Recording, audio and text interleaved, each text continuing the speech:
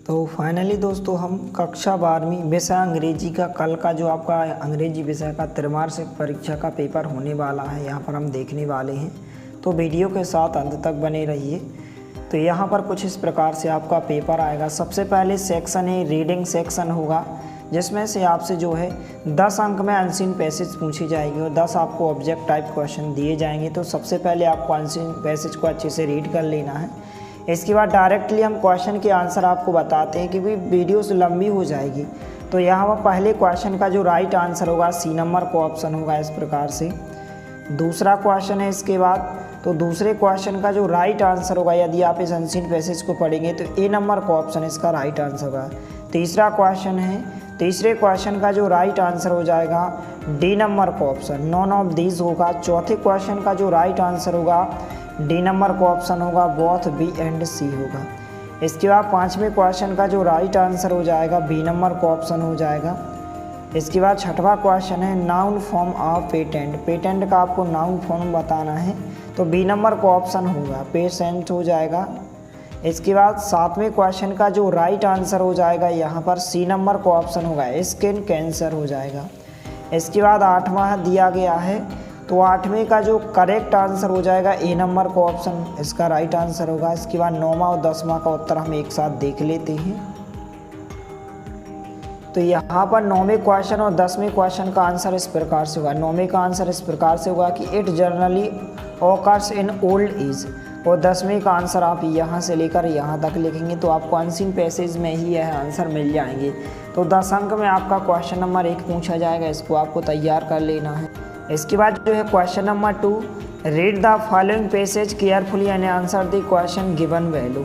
इसमें जो है 4 अंक में आपसे जो है टाइटल और नोट्स बनाने को कहा जाएगा। पहला क्वेश्चन है make notes based on the above passage, इस पैसेज को पढ़कर आपको क्या बनाना है, नोट्स बनाना है। और give a suitable title, suitable आपको टाइटल भी बताना है, तो हम नोट्स और टाइटल देख लेते हैं। तो पहले क्वेश्चन में नोट्स बनाना है, तो नोट्स आप कुछ इस प्रकार से बनाएंगे जैसे दिया गया, conversation is easy, good representation, we mentally quick and wit. इस प्रकार से आप 5 या 6 पॉइंट जो भी आपको लगे इस प्रकार से आप लिख सकते हैं। और टाइटल हो जाएगा आर्ट ऑफ कन्वर्सेशन, इस प्रकार से यहाँ पर नोट्स और टाइटल हो जाएगा। इसको आपको अच्छे से तैयार कर लेना है।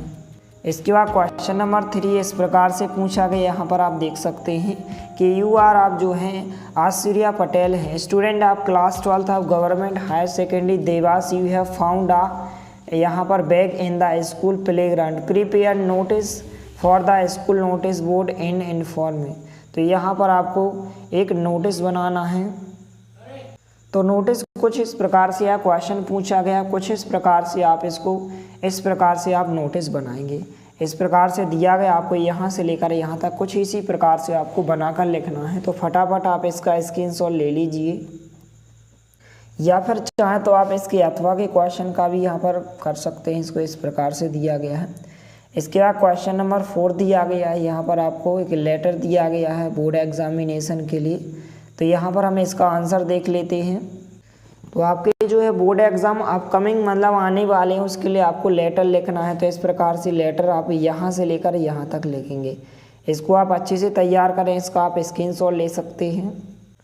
इसके बाद जो है क्वेश्चन नंबर 5 दिया गया है यहाँ पर कुछ इस प्रकार से, जैसा कि आप देख सकते हैं। क्वेश्चन नंबर 5, जो क्वेश्चन नंबर 5 दिया गया है, right a paragraph on any one of the following topics in about 120 words में आपको लिखना है।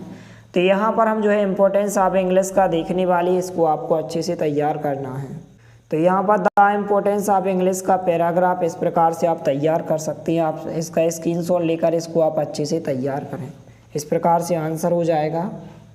इसके बाद जो है क्वेश्चन नंबर 5 के जो अथवा में क्वेश्चन पूछा गया, एन एक्सीडेंट की रिपोर्ट पूछी गई है। जो दिया गया है क्वेश्चन, एन एक्सीडेंट की रिपोर्ट पूछी गई है।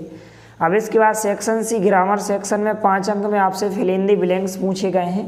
तो यहाँ पर हम इनके आंसर देख लेते हैं। पहला दिया गया है Suresh is boy who has got a place in the merit list. तो यहाँ पर आर्टिकल इसका राइट आंसर होगा।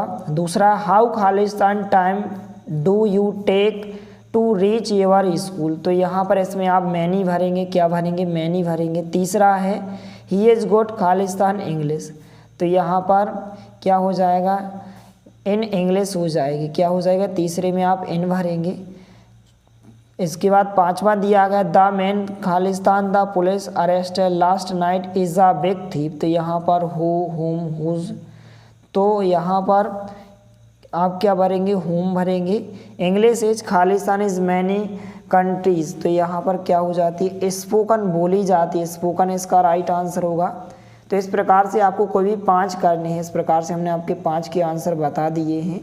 Question number 7 do S directed पूछे गए हैं, जो कि 5 अंक में पूछे गए। एनी 5 आपको करने हैं, 6 दिए गए हैं। तो सबसे पहले आप क्वेश्चन को देख लीजिए, डायरेक्ट हम इनके आंसर बताने वाले हैं।